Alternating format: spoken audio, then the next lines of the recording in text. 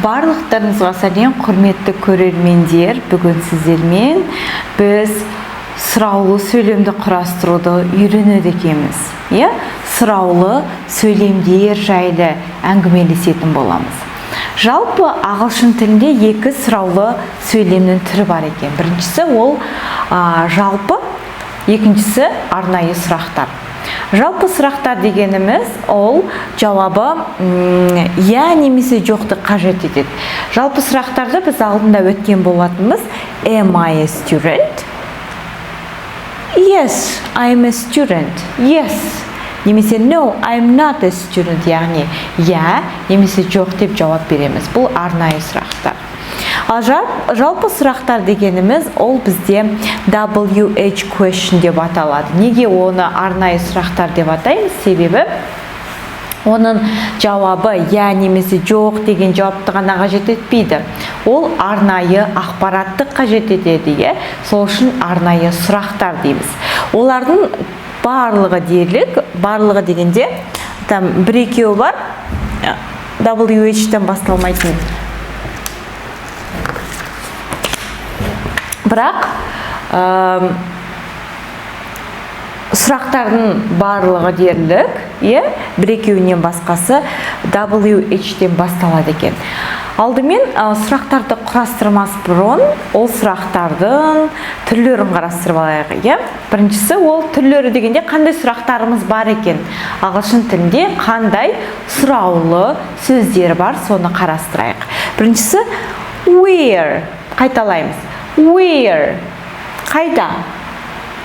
Why, неге? Who, кім? Which, қайсысы? What, не? How much, қанша? Сонда біз қалай осы сұрақтармен арнайы сұрақтарды қалай құрастырамыз? Біз алдыңғы сабақта өткен болатымыз, сұраулы сөйлемді құрастыру үшін, жалпы сұрақтарға сұраулы сөйлемді құрастыру үшін, бірінші орында бізде етістік тұрады, сосын зат есім деп, бірінші орында етістік, сосын зат есім. Ал мына сөздермен құрастыру үшін сөйлем тәртібі осылай қалады. Аламызда copy деймізді. Мысалы, where деген негізі сұраға келеді.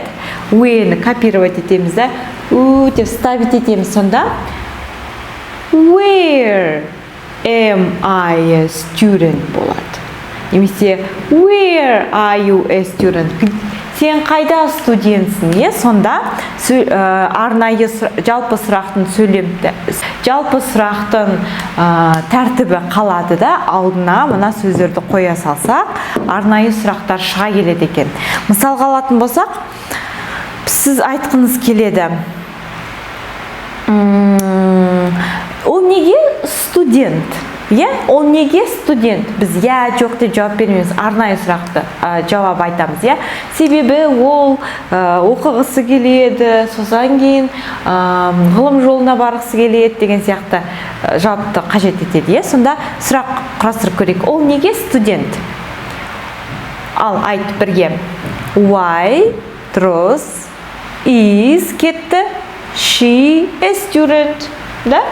Яғни біз сұрақты осылай құраймыз.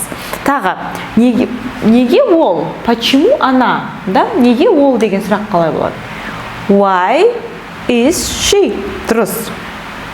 Ал келесі мынандай сұрақ қойғымыз келеді. Ол кім? Кім деген қайда бізде? Who кетті, сосын етістік кетті. Is he? Дұрыс. Who is he? Ол кім? Келесі. Ол қайда? Жансыз бір нәрсені сұрасақ. Где это находится? Ол қайда? Біріншісі кетті, қайда аламыз? Where ден кетті. Сосын етістік кетеді. Is, it болады.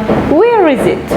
Жақсы. Қазір мен сіздерге осы арнайы сұрақтарды қоямын. Сол арнайы сұрақтарды маған комментарийға жауап ретінде жазсаңыздар, мен сіздерге тексеремін. Немесе көп адам жазса, ол кезде бір комментарий жазып қоям, сол бойынша тексересіздер. Оның жауабын сіз білесіздер, өйткені өткен сабақта біз қалай жауап беру керек екендігі жайлы өткен болатынбыз. Мысалға алатын болсақ, who are you? Who are you? Сен кімсің? Оған былай жауап беруге болады. I'm a student. I'm a teacher. Немесе I'm a person. Адам болсам. Немесе солай кете береді.